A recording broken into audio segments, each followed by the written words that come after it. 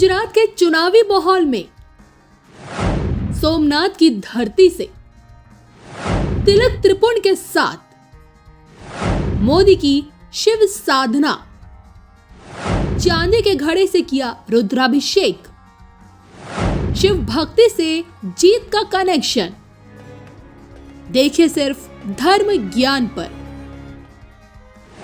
महात्मा गांधी और सरदार पटेल की कर्म भूमि गुजरात, जिस पर पिछले 27 सालों से बीजेपी की सरकार काबिज है, लेकिन एक दौर वो भी था जब गुजरात में कांग्रेस की सरकार थी। लेकिन अचानक से ऐसा क्या हुआ, कांग्रेस से गुजरात की जनता का मोह भंग हुआ और प्रदेश में बीजेपी का डंका बजने लगा। ये बात उन दिनों की है जब 1990 में लाल कृष्ण आडवाणी की सोमनाथ से अयोध्या तक की रथ यात्रा निकली। इस रथ यात्रा के सारथी रहे मोदी जी। राष्ट्र फलक तक बीजेपी को पहुंचाने के लिए सियासी शंखनाद भगवान भोलेनाथ की पवित्र भूमि सोमनाथ की धरती से फूंका गया। भगवान सोमनाथ की धरती से मोदी ने बीजेपी के रथ को ऐसा खींचा कि इस रथ यात्रा से प्रदेश में केशुभाई पटेल की सरकार बन गई। लेकिन जैसे ही भूकंप के झटकों ने केशुभाई पटेल की कुर्सी को हिलाया, दिल्ली से मोदी को गुजरात की कमान सौंप दी गई। 32 साल पहले सोमनाथ की धरती मोदी की राजनीति का केंद्र भी रही और प्रयोगशाला भी रही। भगवान सोमनाथ के आशीर्वाद से ही यहाँ से पीएम मोदी सत्ता के शीर्ष तक पहुँचे। तभी तो आज जब चुनावी हुंकार के लिए सौराष्ट्र पहुँचे, सबसे पहले बाबा सोमनाथ के दरबार गए। 5 साल बाद जब बतौर प्रधानमंत्री मोदी जी सोमनाथ मंदिर पहुँचे, महादेव की भक्ति में दिखे। माथे पर तिलक त्रिपुंड लगाकर यहाँ उन्होंने करीब 30 मिनट तक पूरे विधि विधान से पूजा अर्चना की। मंदिर के प्रवेश द्वार पर ही पुजारियों ने स्वाति वाचन करके मोदी का स्वागत किया। सोमनाथ के ज्योतिर्लिंग के पास पंडितों ने मोदी से शिवार्चन करवाया। मोदी ने खुद अपने हाथों से पंचामृत अभिषेक किया। जल, दूध, दही, शहद, शक्कर से बाबा भोलेनाथ का अभिषेक किया। अभिषेक के बाद शिव को वस्त्र और पुष्प समर्पित किए। और इन सब के बीच एक चीज जिस पर हर किसी का ध्यान गया, वो था पीएम मोदी का चांदी के कलश से जल चढ़ाना। जल से भरे चांदी के घड़े से पीएम मोदी ने भगवान शिव का जलाभिषेक किया, जो कि सोमनाथ की परंपरा रही है कि यहाँ शिवलिंग पर जल सीधा नहीं चढ़ाया जाता, इसलिए यहाँ अलग अलग कुंड बने हैं। अब अगर आपके मन में ये सवाल है कि मोदी के हाथों से चांदी के कलश से जल चढ़ाना, वो भी पुजारियों द्वारा, इसमें क्या खास बात है, तो आपको बताते चले कि अमूमन जल चढ़ाने के लिए शिवालयों में तांबे के घड़े मौजूद होते हैं, लेकिन पूजा पाठ में इस्तेमाल होने वाले बर्तनों में चांदी सबसे शुभ और शुद्ध मानी गई है। ज्योतिष में चांदी का संबंध चंद्रमा और शुक्र ग्रह से होता है और इसलिए चांदी कुंडली में चंद्रमा और शुक्र ग्रह को मजबूत करती है। मजबूत मन के साथ अगर दिमाग तेज करना हो, पीड़ित चंद्रमा को बल देना हो, शुक्र को मजबूत करना हो या फिर सौंदर्य में 4 चांद लगाना हो, इन सब चीजों के लिए चांदी का सबसे ज्यादा इस्तेमाल किया जाता है। शरीर से चांदी का स्पर्श इंसान के मन मस्तिष्क को शांत करता है और तो और इच्छाओं की पूर्तियों के साथ सफलता की बुलंदियों पर लेकर जाता है। इन्हीं वजहों के चलते चांदी का प्रयोग सबसे ज्यादा पूजा पाठ में किया जाता है।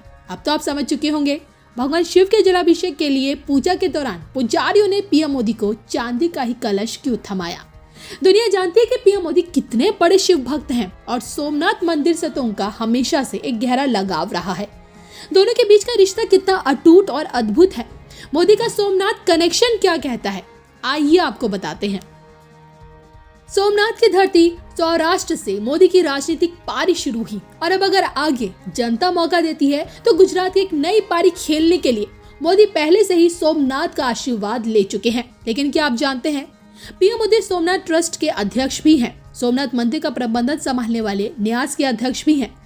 इस पद को संभालने वाले मोरारजी देसाई के बाद दूसरे प्रधानमंत्री भी हैं। सोमनाथ मंदिर से जुड़ी करोड़ों की परियोजना का उद्घाटन कर चुके हैं। सोमनाथ समुद्र दर्शन पैदल पथ का भी निर्माण उन्होंने करवाया। सोमनाथ प्रदर्शनी केंद्र भी उन्होंने बनवाई। अहिल्याबाई होलकर मंदिर परिसर का भी निर्माण करवाया। सोमनाथ मंदिर के ठीक सामने पार्वती मंदिर की आधारशिला भी रखी, जिसका निर्माण कार्य अब पूरी भव्यता के साथ हो रहा है। बहरहाल देखा जाए तो पिछले 27 सालों से गुजरात की धरती पर हुए यहाँ हर चुनाव में बीजेपी की मुख्य विपक्षी पार्टी कांग्रेस हारी है। लेकिन इस बार आम आदमी पार्टी की भी एंट्री हो चुकी है और इससे समीकरण बदलने के आसार हैं। ऐसे में सवाल उठता है कि क्या भगवान सोमनाथ के दर पर मोदी की हाजिरी क्या बीजेपी को जीत दिला पाएगी? क्या इस बार गुजरात चुनाव में मोदी और सोमनाथ कनेक्शन काम कर पाएगा? इस पर आपकी क्या राय है? कमेंट करके जरूर बताएगा। जाते जाते आपको छोड़े जाते हैं सौराष्ट्र से मोदी के इस दमदार भाषण के साथ। સૌરાષ્ટ્રમાં એક પ્રકારે મારી આ પહેલી રેલી છે અને એ પણ સોમનાથ દાદાની પવિત્ર ધરતી પરથી છે। ગઈકાલે હું વિશ્વનાથ કાશીના દરબારમાં હતો અને આજે સોમનાથના ચરણોમાં છું।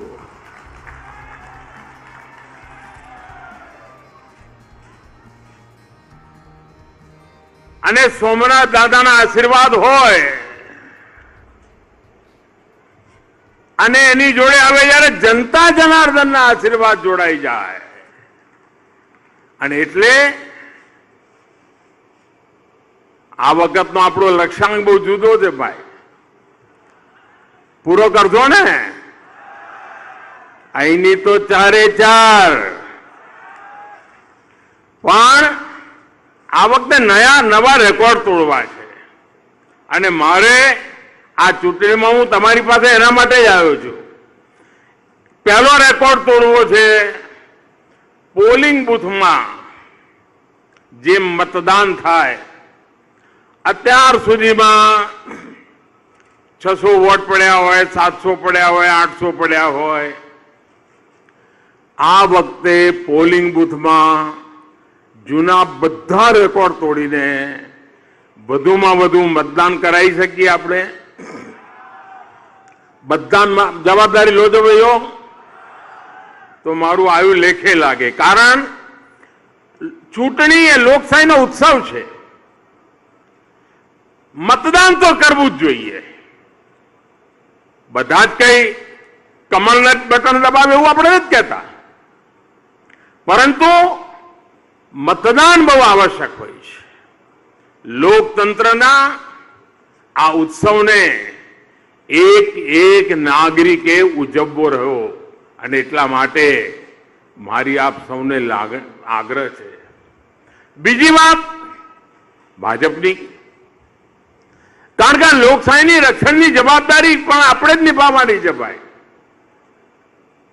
સુશાસન દ્વારા, जनता जनार्दननी सेवा द्वारा गुजरातने प्रगतिनी नवी ऊंचाईओ पर लई जवा माटे अने एटले एक पण पोलिंग बूथ एवुं ना होय, एक पण के जेमां भाजपनो विजय वावटो न फरक्यो होय।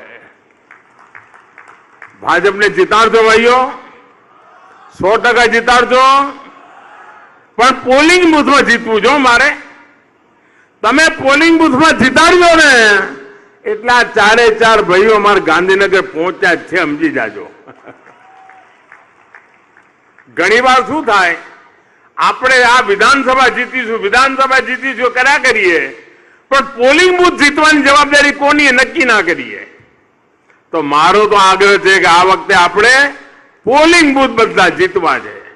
જીતી બતાવજો ભાઈઓ, વધુમાં વધુ મતદાન અને વધુમાં વધુ પોલિંગ બૂથ જીતવાના સંકલ્પ સાથે આ ચૂંટણીમાં આ લોકશાહીના ઉત્સવને આપણે ઉજવવો છે।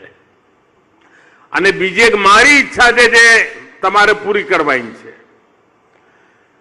આ વખતે આ ચૂંટણીમાં હું કામ આટલું બધું શું કરવા કરું છું? ચૂંટણીનો વિજય નક્કી છે, બધા કહે છે। જે રાજકારણના અભ્યાસુ લોકો છે, છાપાઓમાં લખવાવાળા લોકો છે, ટીવીમાં ચર્ચા કરવાવાળા લોકો છે, સર્વે કરવાવાળા છે, બધા કહે છે ભાઈ ભાજપની તો સરકાર બનવાની છે, બધા કહે। પછી બધા પૂછે કે મોદી સાહેબ તમે શું કરવા દોડાદોડ કરો છો? હું એટલા માટે દોડાદોડ કરું છું કે મારું આ કર્તવ્ય છે। તમને મળીને તમારા આશીર્વાદ લેવા એ મારું કર્તવ્ય છે। તમને મારા કામનો હિસાબ આપવો એ મારું કર્તવ્ય છે। અને જેમ હું મારું કર્તવ્ય નિભાવું છું એમ તમે બધા પણ મત આપીને પોતાનું કર્તવ્ય નિભાવશો અને એક એક નાગરિક પોતાનું કર્તવ્ય નિભાવશે એ મારા માટે આનંદની ઘડી હશે અને એટલા માટે હું આવું છું.